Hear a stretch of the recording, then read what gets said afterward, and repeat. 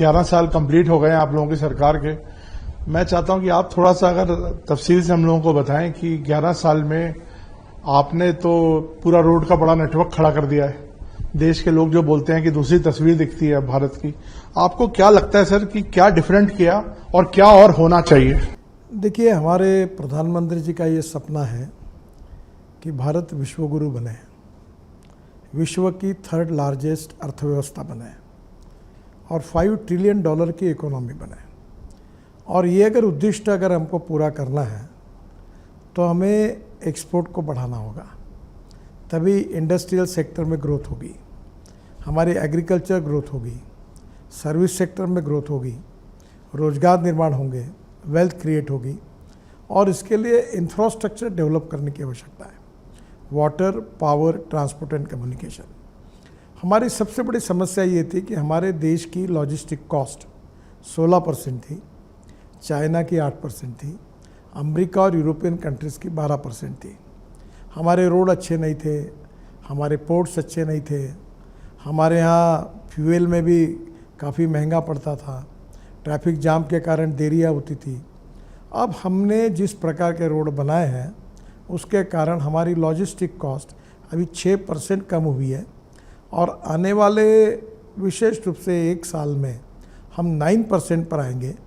और एक समझ लीजिए कि अभी तो ये सभी बड़े बड़े IIM वगैरह, कानपुर IIT सब ने जो अध्ययन किया, कोई कहता है 4% कम हुई, कोई कहता है 6% कम हुई, पर 6% कम हुई है और 2% हम 8 या 9, तो मैंने डिक्लेयर किया था कि हम 9% पे लॉजिस्टिक कॉस्ट लाएंगे।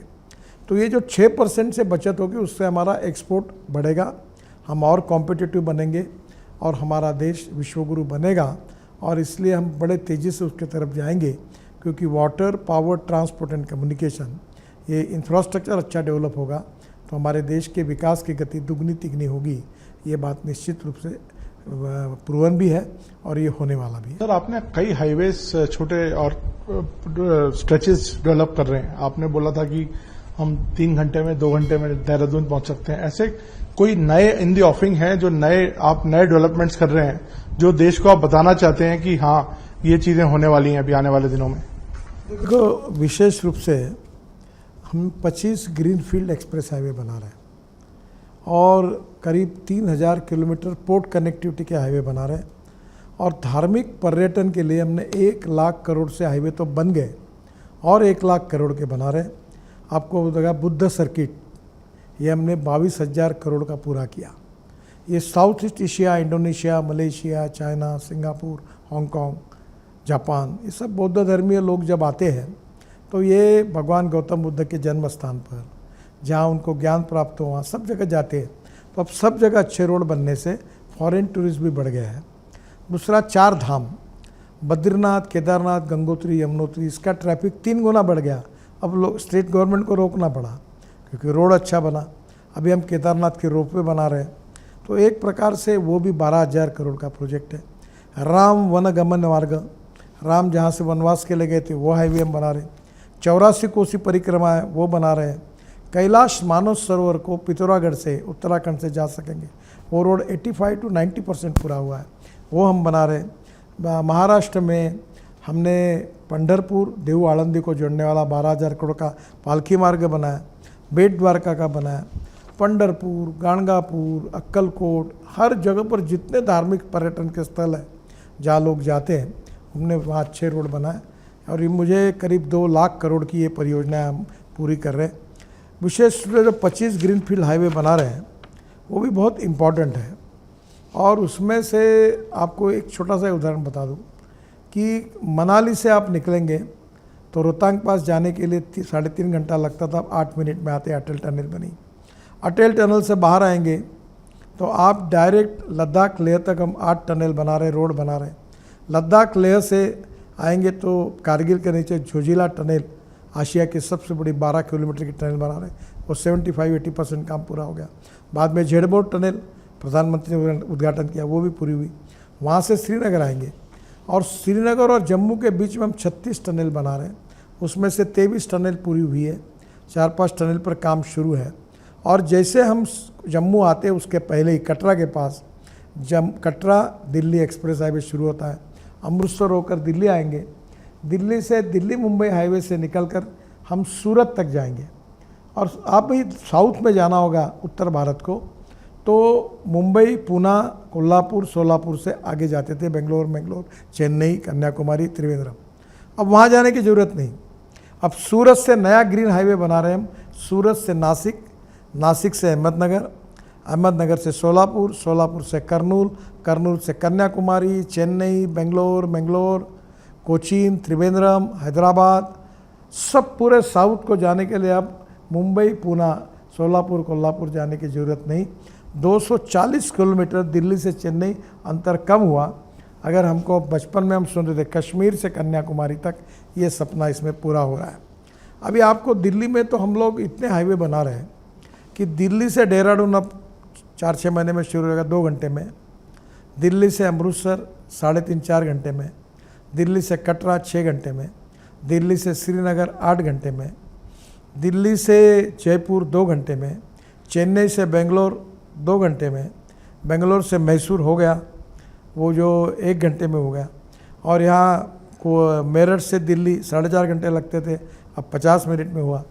अब ऐसे इस प्रकार के हम करीब और 25 ग्रीन एक्सप्रेस हाईवे बना रहे हैं, और मुझे लगता है कि ये हाईवे पूरे हिंदुस्तान के तकदीर को बदल देंगे, नक्शे को बदल देंगे। हम पर्वतमाला परियोजना रोपवे केबल कार बना रहे हैं, 15 रोपवे 60 किलोमीटर की अब फाइनल स्टेज में है। उत्तराखंड में केदारनाथ और हेमकुंड रोपवे निर्माण कर रहे हैं। गोविंद घाट हेमकुंड साहिब रोपवे जो है वो करीब 3000 करोड़ का है।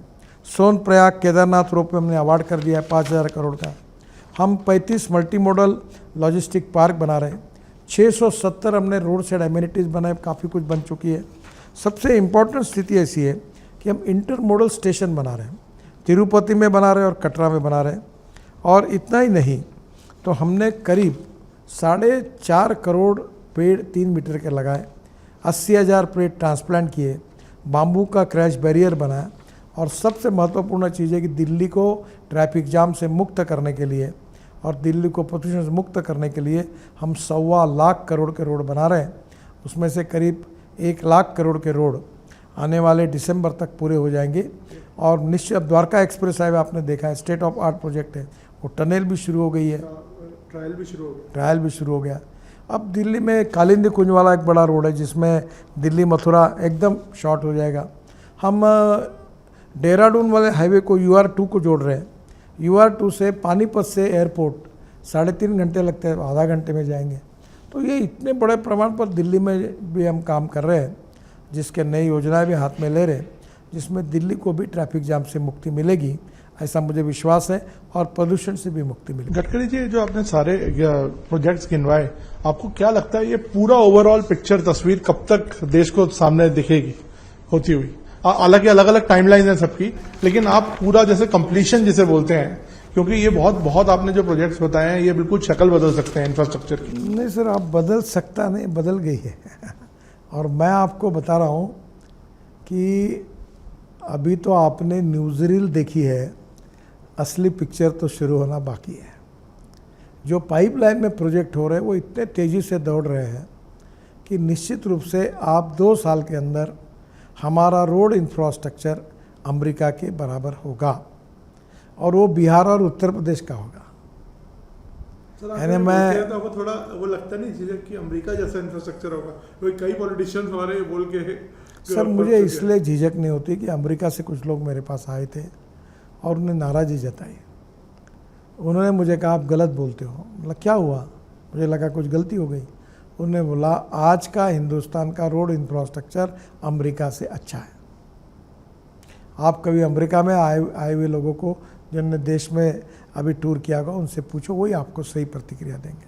गडकरी जी, इतने बड़े स्केल पर जब प्रोजेक्ट्स होते हैं तो लाखों करोड़ों, हजारों लाखों करोड़ के, आपको लगता है कि कहीं ना कहीं क्वालिटी इंडेक्स भी एक बड़ा मायना होता है इसमें? क्वालिटी के हिसाब से हम लोग क्या एक अच्छे उस पर निकल रहे हैं? देखिए, हमारी कई बार हमने देखा जल्दी टूट गए कोई प्रोजेक्ट्स में, कुछ प्रॉब्लम्स आ गई तो सोशल मीडिया पे काफ़ी चीज़ें उठी भी। देखिए साहब, पहली बात तो ऐसी कि हम क्वालिटी के साथ कॉम्प्रोमाइज़ नहीं करेंगे। अभी केरल में हुआ, हमने हमारे अधिकारी PD RO सबको सस्पेंड किया, कॉन्ट्रैक्टर को डिबार किया, 2 साल के लिए उसको टर्मिनेट किया। जो इंजीनियर थे, इंडिपेंडेंट इंजीनियर, उनको भी हमने कार्रवाई की। अभी हम लोग क्वालिटी के साथ कोई कॉम्प्रोमाइज़ नहीं करेंगे, और जो जहाँ क्वालिटी ख़राब होगी उन ठेकेदारों पर, अधिकारियों पर कड़ी कार्रवाई करेंगे और कर रहे हैं। और क्वालिटी हमारी प्राथमिकता है, क्वालिटी के साथ कोई कॉम्प्रोमाइज़ नहीं होगा। पर अभी कभी कभी क्या होता है, क्वालिटी के कारण ने कभी बरसात के कारण, पानी के कारण, बाढ़ के कारण कोई समस्या आती है, तो फिर भी क्वालिटी के बारे में हम बहुत सजग हैं और क्वालिटी के बारे में हम कोई कॉम्प्रोमाइज़ नहीं करेंगे, ये मैं आपको विश्वास के साथ बताना चाहता हूँ। सर एक बड़ा मुद्दा और है, प्रोजेक्ट्स बन जाते हैं, बड़ी बड़ी सड़कें बनी हुई हैं, लेकिन कंजेशन एक बड़ी समस्या है सारी बड़ी सिटीज़ का, सिर्फ दिल्ली का ही नहीं। अगर आप चाहे आपके मुंबई जो आपने इतना बड़ा डेवलप किया अपने टाइम पे, सब जगह हम देखते हैं कंजेशन को अब गाड़ियों पे रोकने लगाना या क्या। अब आपने एक अच्छा कॉन्सेप्ट मैंने पढ़ रहा था कि फ्लाइंग बसेस का भी कॉन्सेप्ट आता है, उस पर मैं बात करना चाहूँगा। देखो, पहली बात तो ऐसे कि पॉपुलेशन और ऑटोमोबाइल ग्रोथ ये मेरे हाथ में तो नहीं है, कहीं ना कहीं इसका एक बेसिक विचार कभी न कभी करना होगा। जिस प्रकार से अर्बनाइजेशन हो रहा है, लोग गाँव से शहरों की तरफ आ रहे हैं, दिल्ली, मुंबई, कलकत्ता, चेन्नई, बेंगलोर, पुणे, हैदराबाद, ये पॉपुलेशन बढ़ रही है, ये निश्चित रूप से एक चैलेंज है, आह्वान है। आने वाले समय में गांव, गरीब, मजदूर, किसान का कल्याण करते हुए कृषि, ग्रामीण, जल, जमीन, जंगल और जानवर आधारित अच्छी टेक्नोलॉजी का उपयोग करके ग्रामीण हिंदुस्तान को भी हमको स्ट्रांग बनाना होगा, ताकि कोई रोज़गार के लिए शहरों में ना आए। वो भी कोशिश हमारी सरकार कर रही है और निश्चित रूप से उसके भी परिणाम मिलेंगे। सर उड़ने वाली बसें बहुत एक इंटरेस्टिंग टॉपिक इस समय बन गया। आपने बोला कि इस पर भी कुछ रिसर्च चल रही है और कुछ जगह शायद काफ़ी फाइनल स्टेजेस पे है। तो ये हम पब्लिक ट्रांसपोर्ट को आसान बनाना चाहते हैं। पहली बात तो ऐसे कि धौला कुआं से मानेसर तक पूरा हवा में पॉन्ड सिस्टम शुरू करके हम जोड़ना चाहते हैं, ताकि बहुत ट्रैफिक जाम है इस रोड पर। वैसे हम बंगलोर में भी एक अध्ययन कर रहे हैं। फिर विशेष रूप से उत्तराखंड में, कश्मीर में एक पहाड़ से दूसरे पहाड़ को ऐसे एक डबल डेकर बस जैसी इधर से उधर जुड़ सकती है, उसका भी काम कर रहे हैं।